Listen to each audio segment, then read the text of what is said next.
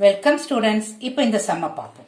என்ன கொடுத்துருக்காங்க பாருங்க. 11 square plus 12 square plus 13 square plus goes on to plus 20 square கொடுத்துருக்காங்க. இந்த சம்ம கால்குலேட் பண்ண சொல்லியிருக்காங்க.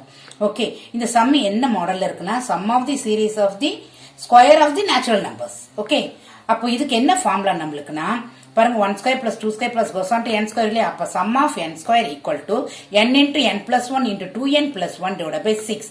இதுதான் இந்த சம்முக்கு ஃபார்முலா. ஓகே, இப்போ இந்த சம் பாருங்க, நடுவுல இருந்து உங்களுக்கு கொடுத்துருக்காங்க 11 ஸ்கொயர்ல இருந்து 20 ஸ்கொயர் வரைக்கும் கொடுத்துருக்காங்க. அப்போ 1ல இருந்து நம்மளுக்கு குறையுது. அதுக்கு நீங்க எப்படி எழுதணும் இந்த சம்மனா? ஃபர்ஸ்ட் 1ல இருந்து 20 ஸ்கொயர் வரைக்கும் எழுதிக்கோங்க. மைனஸ் அந்த முன்னாடி டேர்ம் இருக்குல்ல 1 to 10 வரைக்கும் அதையும் எழுதிக்கோங்க. மைனஸ் போட்டு அந்த டேர்ம் எழுதிக்கோங்க. So 1 square plus 2 square plus goes on to 20 square minus 1 square plus 2 square plus goes on to 10 square. Okay, இப்போ நீங்க இந்த டேர்ம் இந்த சீரீஸ்ல இருந்து இந்த சீரீஸை நீங்க மைனஸ் பண்ணணும்.